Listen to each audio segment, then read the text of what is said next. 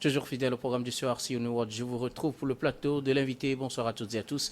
Et merci de nous suivre. Aujourd'hui, nous parlons du Mali, de la Guinée et du Burkina Faso. Des sanctions majeures pourraient tomber si les délais de transition ne sont pas respectés. C'est selon la CEDEAO.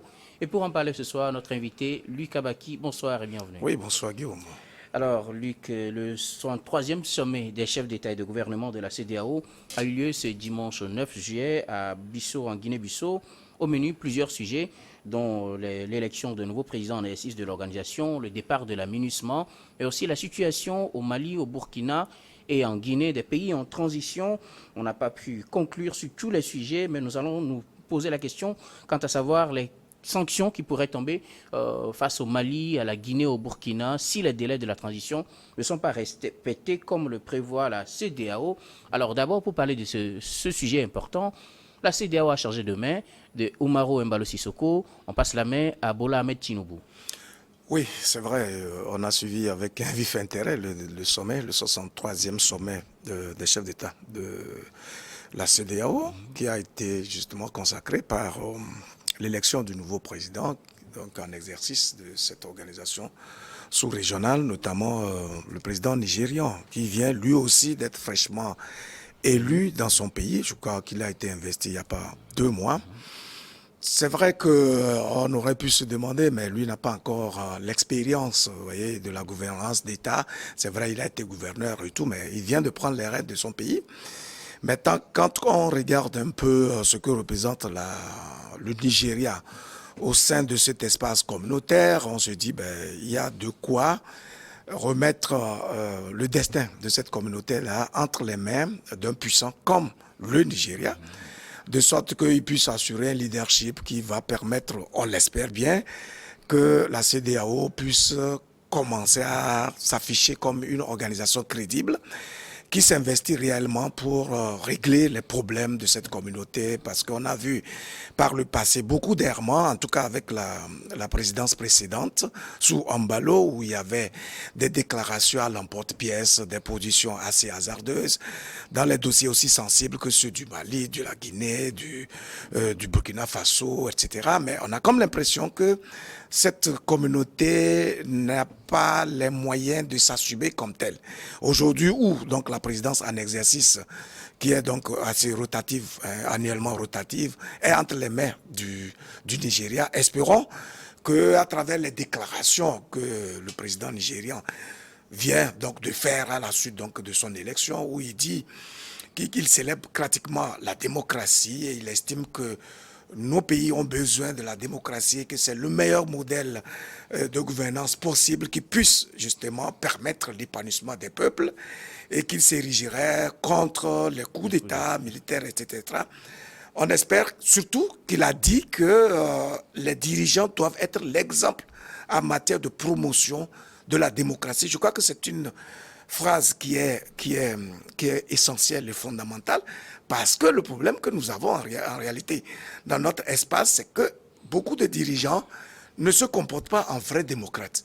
Ils torpillent les lois, ils torpillent les constitutions, ils torpillent les principes de gouvernance permettant d'épanouir les peuples, ils étouffent les libertés publiques pour pouvoir rester dans le fauteuil présidentiel. Et donc, si le président en exercice actuel clame le fait de promouvoir la démocratie et la considère comme étant un principe essentiel et le meilleur modèle de gouvernance nécessaire, on se dit que, étant le géant, le puissant de cette sous-région-là, il saura peser de tout son poids pour que, enfin, tout l'ensemble de l'espace communautaire commence à promouvoir réellement ce modèle démocratique indispensable pour la gouvernance de nos États. Bola Ahmed Tinubu veut lutter donc contre les coups d'État, mais 3 pays aujourd'hui ont connu des coups d'État. Je veux parler du Burkina, du Mali et de la Guinée, et ces pays sont en transition. On dit que si ces pays ne respectent pas les délais prévus avec la CEDEAO, on peut s'attendre à des sanctions majeures. Que doit-on y comprendre? Qu'il n'y aura plus de compromis possible, les délais fixés, il faut les respecter? Sur le principe, on convient que la CEDEAO a été mise en place sur la base d'un certain nombre d'idées phares ou d'une vision qui souhaite que cette communauté-là puisse asseoir les socles d'une gouvernance assez assainie, la promotion de la démocratie, l'épanouissement des peuples, la circulation libre des personnes et des biens, etc., etc. Et donc, si on s'en tient aux principes démocratiques qui gouvernent donc l'élection des leaders ou des dirigeants de chaque pays, c'est clair qu'on ne peut pas être pour les coups d'État militaires, puisque le moyen le plus rassurant pour accéder au pouvoir dans un État qui se respecte et qui se veut réellement démocratique, respectant la volonté populaire, c'est donc l'élection, ou en tout cas les élections.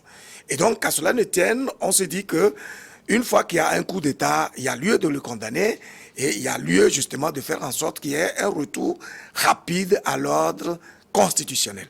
Mais après avoir dit cela, on va devoir quitter les principes rigides qui souvent cachent les faiblesses de nos États, qui sont en réalité les causes fondamentales conduisant souvent à certaines formes de coups d'État, notamment des coups d'État militaires. On ne va justement pas justifier les coups d'État, mais il est clair que l'handicap majeur que nos États ont reste au niveau de la gouvernance même des États.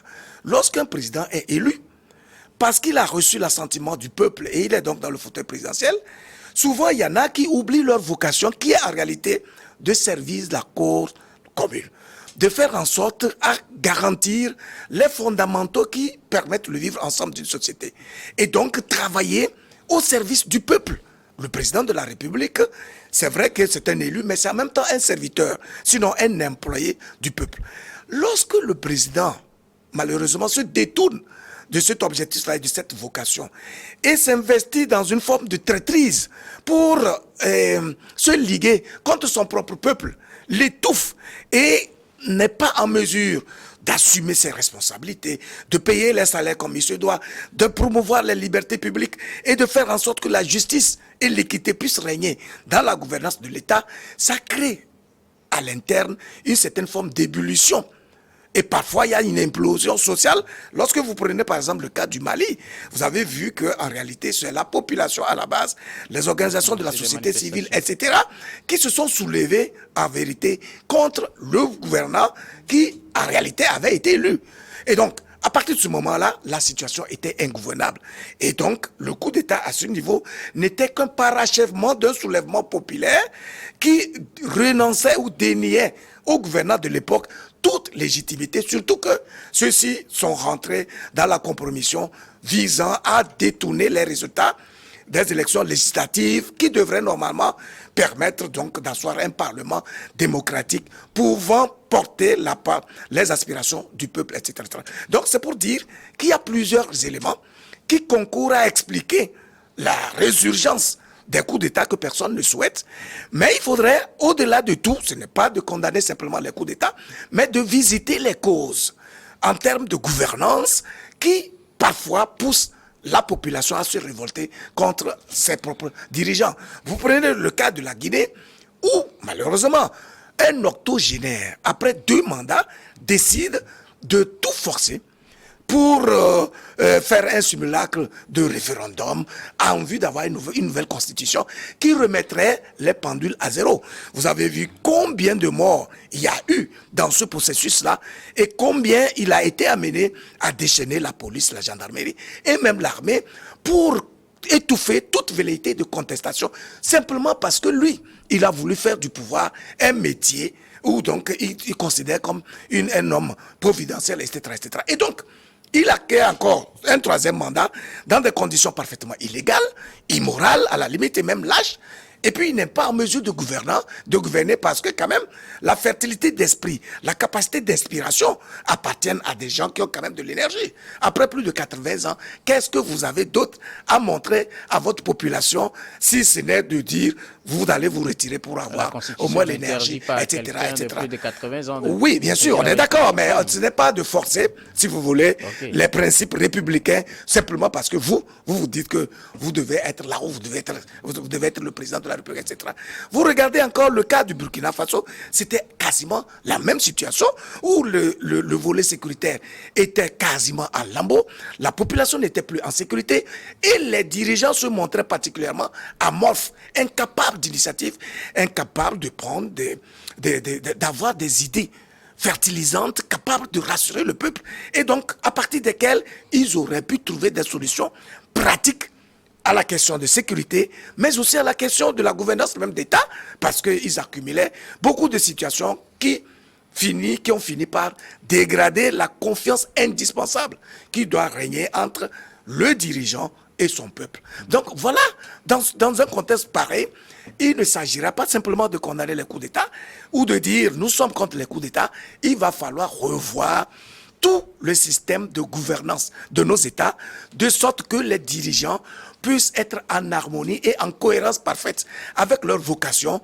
qui est de servir la cause commune, qui est donc de construire des nations et d'assurer l'effectivité de l'épanouissement de leurs citoyens. Alors tout cela est fait, les pays sont en transition aujourd'hui. S'ils ne respectent pas les délais, à quoi doit-on s'entendre? Des sanctions plus graves que ce qu'on a déjà connu? Justement, je ne sais pas s'il y a plus grave, mais dans tous les cas, le souhait de tout le monde, c'est que les délais soient respectés. Mais on ne respecte pas les délais en décrétant simplement. Ce n'est pas une simple volonté, mais c'est une question de capacité et de moyens de bord pour conduire les réformes, puisque les transitions-là ont décidé du principe des réformes qui vont permettre d'asseoir des institutions démocratiques qui sont fortes et qui peuvent justement charpenter la gouvernance de l'État. On prend le cas précis du Mali. C'est précisément la CEDEAO qui, malheureusement, en janvier 2019, a décidé de trahir quasiment ses propres textes pour prendre un embargo assez funeste, inhumain, immoral et vraiment cruel vis-à-vis du peuple malien. En donc posant cet embargo-là pendant des mois, plus de 6 mois. Vous parlez de janvier 2022. Oui, bien sûr, je parle de janvier 2022.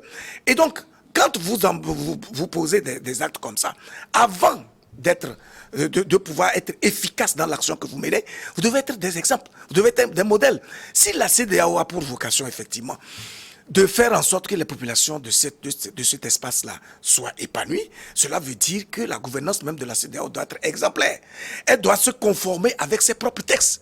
Comment il se fait que, sur un coup de tête, les gens personnalisent le dossier d'un pays pour décider des sanctions qui n'existent nulle part dans ses propres chartes et dans ses propres principes même de gouvernance. Et donc, quand vous affaiblissez l'économie d'un pays qui est en transition et qui a besoin des ressources pour pouvoir mettre en œuvre la nouvelle vision des gouvernants, comment voulez-vous que ces derniers-là puissent trouver les moyens autrement qu'en composant justement avec la Banque centrale, avec toutes les institutions, le HOMOA, etc., pour pouvoir trouver des solutions.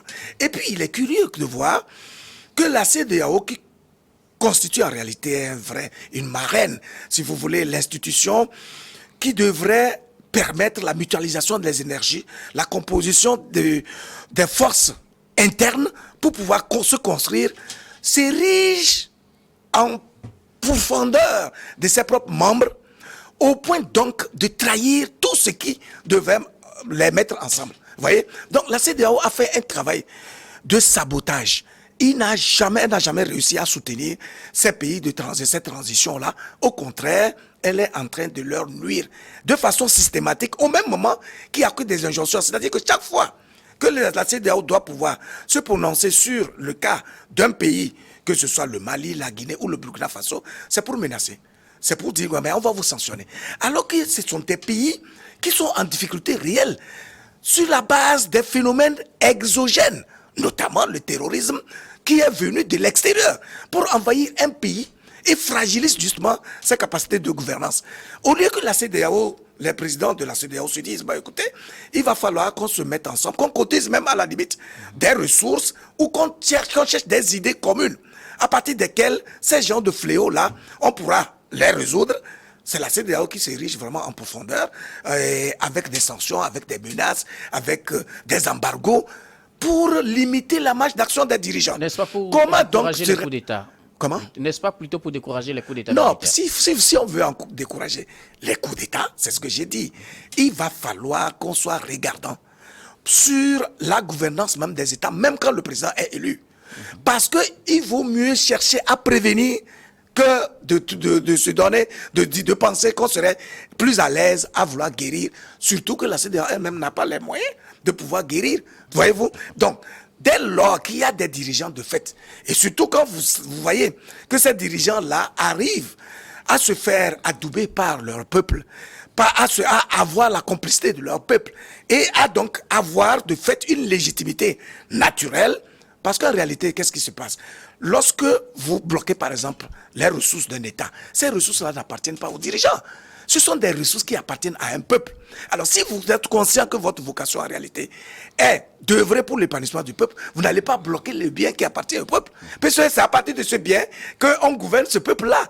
Donc, quand on bloque les comptes du Mali, et malgré même les décisions de la Cour de justice du Lomoa demandant la suspension de ces sanctions, elles n'ont pas été mises en œuvre. Ce n'est qu'à ce dernier sommet-là que les sanctions financières ont été levées. Comment vous voulez que les gouvernants puissent mettre en œuvre les réformes que la CEDEAO elle-même a eu à recommander au Mali depuis 2019, avant toute élection? Vous comprenez? Donc, aujourd'hui, le Burkina Faso est en proie à un terrorisme mais aigu. Qu'est-ce que la CEDEAO fait de façon concrète pour soutenir le peuple burkinabé dans cette lutte fondamentale qui est presque sur le point de remettre en cause l'identité même du Burkina Faso? Parce que quand le pays est aussi décimé par des phénomènes aussi puissants, ça veut dire que le pays, l'intégrité du territoire est compromise. Il est parfaitement difficile d'espérer une gouvernance saine, l'assurance pour le peuple de pouvoir circuler librement, etc. De ce point de vue, quelles sont les mesures pratiques que la CEDEAO prend pour montrer au Burkina, au Mali, à la Guinée, qu'ils sont solidaires, c'est-à-dire qu'ils sont conscients qu'ils sont aussi des États membres de cette même communauté, et donc quand ils sont en difficulté, il va falloir les accompagner pour pouvoir sortir. Je sais qu'il y a des médiateurs, il y a toujours des gens, ils vont aller discuter pour voir le niveau de mise en œuvre et tout, mais on ne met pas en œuvre des réformes avec des dents, avec la simple volonté. Il faut des moyens. Qu'est-ce que la CEDEAO fait pour mobiliser des moyens en vue d'accompagner ces États-là de sorte qu'ils soient en mesure de respecter les délais qui se sont donnés ensemble? Voilà la bonne question qu'il faut se poser. Et à partir de ce moment-là, on pourra alors développer et argumenter sur la pertinence de la position de la CEDEAO vis-à-vis de ces États.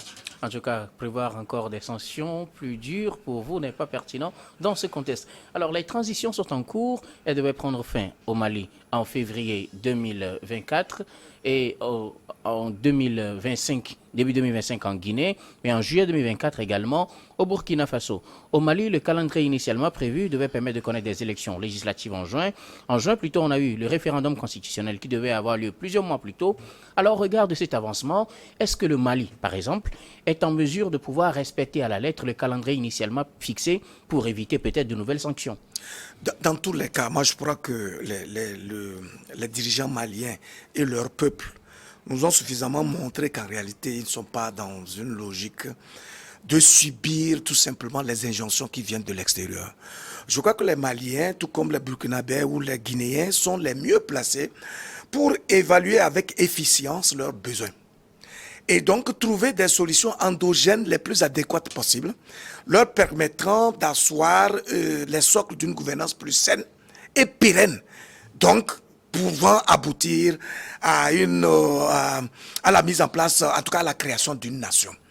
De ce point de vue, je crois que les dirigeants maliens, depuis que le régime Assimi Goïta est venu en place, a été mis en place, a vraiment décidé de travailler en complicité étroite avec le peuple.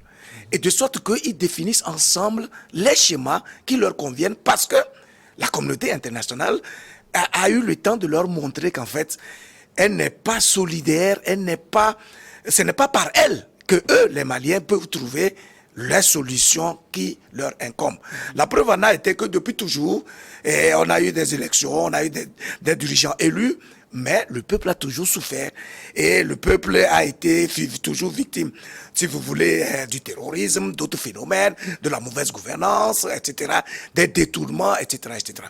Donc aujourd'hui, je crois qu'il y a un travail de fond qui est en train de se faire et les Maliens sont obligés, en tout cas je parle beaucoup plus pour le Mali parce que c'est le dossier que je connais le mieux, sont en train d'aller à leur rythme qui permettra d'être sûr que lorsqu'ils franchissent un pas, ils ne seront pas amenés à revenir sur ce pas parce que le travail qui a été fait avant le franchissement de ce pas est un travail sain et propre.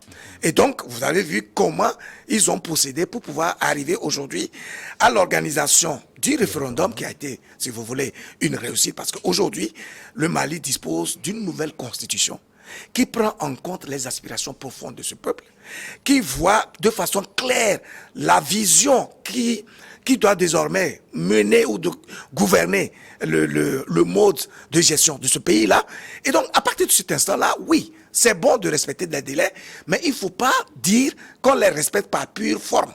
Il faut les respecter parce que vous avez réussi à résoudre de fond en comble les problèmes qui vous minent et qui expliquent que depuis 60 ans, vous n'avez pas été en mesure d'assurer le décollage économique de votre, effectif de votre économie et l'organisation saine de votre propre société. Donc, que la CEDEAO soit plus compréhensive, plus ouverte et se positionne effectivement comme une vraie marraine qui comprend les problèmes endogènes auxquels font face les pays en transition aujourd'hui et permettent par son action que, une fois que ces pays-là sortent des transitions, qu'ils ne soient plus dans le même schéma qui provoque parfois des bouleversements, des coups d'État, etc., etc. Et je crois que ça doit être, en général, en tout cas, le même cas pour tous les pays membres de cette communauté-là, parce qu'il ne faut pas prendre des positions au cas par cas. On a vu que dans le cas du Mali, la CEDEAO a vraiment personnalisé ce débat et a mené quasiment une cabale contre ce pays-là, au point où, même avec toutes les décisions qui ont été prises au plan international, la CEDEAO n'a pas été en mesure, en tout cas l'UEMOA, de lever les sanctions économiques et va jusqu'à bloquer même le compte du Mali, à partir duquel, lui, il fait ses opérations, paye ses dettes, paye ses créanciers, de sorte à ne pas être en défaut de paiement. Non seulement la sanction de l'embargo a été vraiment très funeste et très dangereuse pour l'économie du Mali, mais après, lorsque la CEDEAO a dit qu'elle a levé les sanctions, etc., l'UEMOA n'a pas jugé nécessaire de lever les sanctions économiques et financières, alors que l'UEMOA est régi par un certain nombre de lois, alors que la Cour de justice, qui est censée réguler la vie de ces nations-là, a rendu un arrêt qui est clair, qui demande qu'on puisse lever. Comment, sur un coup de tête, on peut décider de punir de façon aussi sévère les gens sans reposer sur la loi? Alors, quelle leçon vous voulez donner alors à tout ce monde-là? C'est pour dire que dans tous les cas, ce n'est pas parce que la CEDEAO menace qu'elle va prendre des sanctions, que les pays en transition vont se précipiter pour faire plaisir au Mali, enfin, à la CEDEAO ou à d'autres institutions, mais elle doit pouvoir établir son calendrier en fonction de ses besoins, en fonction de ses capacités de mise en œuvre des réformes et en fonction des moyens de bord qu'ils mettront en place pour pouvoir conduire cette transition-là jusqu'au bout. Au-delà du Mali et de la Guinée qui ont subi des sanctions économiques, le Burkina, par contre, n'a pas vraiment subi ces sanctions économiques de la CEDEAO. Mais récemment, le Premier ministre burkinabé, Apollinaire Kyelem de Tambela, avait annoncé que tant qu'il n'y a pas de sécurité, il n'y aura pas d'élection. Quelle lecture a-t-on faire au niveau de la CEDEAO? Mais est-ce que cette déclaration ne relève pas du bon sens? On demande à des États d'organiser des élections. Je dis bien un État. Qu'est-ce qui caractérise un État? C'est d'abord son territoire. Ensuite, un peuple et des gouvernants. Donc, avec des principes de régulation de la société. Si l'existence même du territoire est compromise, le principe de l'existence du territoire est compromise, l'une des responsabilités premières d'un dirigeant, c'est d'assurer, de garantir l'intégrité du territoire national. C'est pour ça qu'il y a des armées qui veille au respect des frontières, etc., etc. Aujourd'hui, il est avéré que aussi bien le Mali comme le Burkina Faso leurs territoires ont été pris en otage à près de 60, 70, 80% parfois. Vous voyez? Donc ça veut dire que la priorité des gouvernants aujourd'hui doit être de retrouver d'abord leur territoire national. Ensuite, de permettre que toute la population qui a été obligée d'émigrer sous l'effet dévastateur du terrorisme puisse retrouver leur localité. Et donc, si cette population-là retrouve sa localité, ça veut dire qu'elle est en mesure de voter. Parce que, mais, comment on peut organiser une élection sur juste 20 ou 30% du territoire national et proclamer qu'on a fait des élections nationales qui permettraient de donner une légitimité à des élus? Il faudrait que tout le monde, tous les citoyens, en âge de voter, soient en mesure de voter et ne soient pas embrigadés simplement parce qu'ils n'ont pas où dormir, ils n'ont pas où aller voter, etc., etc. Donc, la sécurité, c'est une clé essentielle. La sécurité du territoire, la sécurité du peuple, la sécurité des gouvernants, c'est la clé de base qui permet à tous les citoyens de se sentir à l'aise et de pouvoir contribuer à la vie de la nation. Je crois que c'est une clé essentielle et il aurait été beaucoup mieux pour la CEDEAO de rechercher plutôt les solutions pratiques pouvant aider ces pays-là à retrouver l'intégrité de leur territoire, la sécurité au plan intérieur et les aider à mettre en place le processus d'organisation des élections qui vont permettre d'avoir des résultats probants plutôt que de chercher à les intimider, à leur faire des injonctions juste parce que bon, il y a une communauté qui a des lois rigides, mais ce sont des hommes qui font des lois.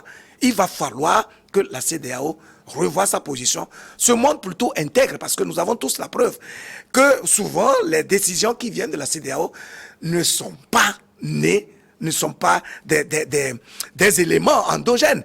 Ils viennent justement des puissances extérieures qui ne badinent sur aucun moyen pour jouer leurs intérêts, pour préserver leurs intérêts dans nos espaces. Et donc, les sanctions, oui, mais à condition que la CEDEAO joue d'abord son rôle visant à assainir la gouvernance, à faire en sorte que tous les dirigeants, même s'ils se proclament des dirigeants des pays souverains, se montrent disciplinés par rapport aux lois qui régissent chaque république et en même temps la communauté qu'ils ont eu la lucidité de mettre ensemble.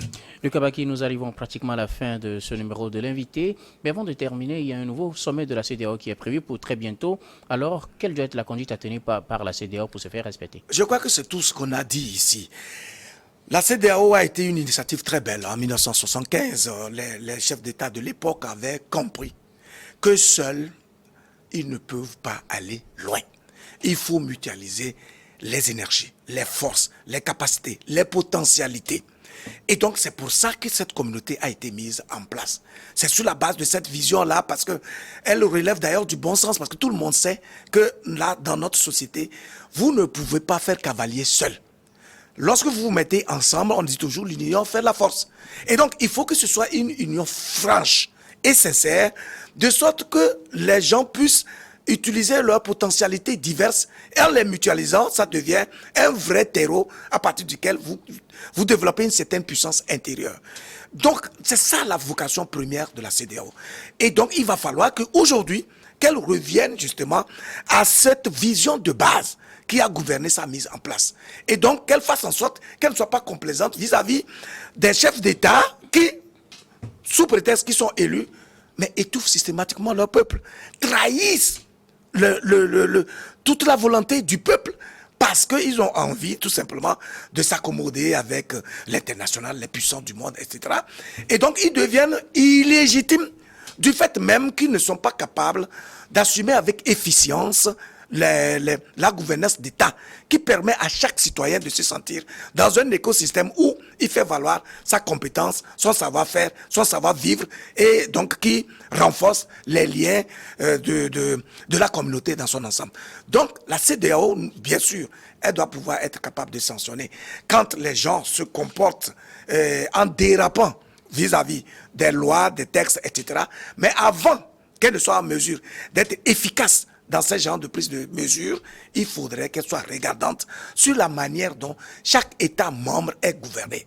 De sorte qu'il n'y ait pas des coups d'État électoraux, des coups d'État qui sabotent donc la vision du peuple, parce que quand on parle des coups d'État militaires, c'est comme si c'était le seul moyen de sabotage d'une vie nationale. Non, il y a beaucoup de dirigeants qui ont saboté leur pays, qui ont trahi leur pays par des coups d'État électoraux, des simulacres de coups d'élection, etc. Simplement parce qu'ils visent à rester dans le fauteuil présidentiel. Et donc, ils en font un métier, un lit, et ils oublient qu'en réalité, c'est une mission qui leur est conférée pour épanouir le peuple plutôt que de s'épanouir eux seuls avec des détournements, etc., etc. Il faut que la CEDEAO soit regardante de cette manière-là. Et puis là, nous serons les premiers à l'acclamer et à proclamer ses capacités d'action dans la vie de chaque nation. Merci beaucoup, Lucas Baki, d'avoir répondu à nos questions. C'est la fin de l'invité de ce jour. Merci à vous également, très chers téléspectateurs, de nous avoir suivis. Je vous retrouve tout de suite pour le plateau de Regard Croisé.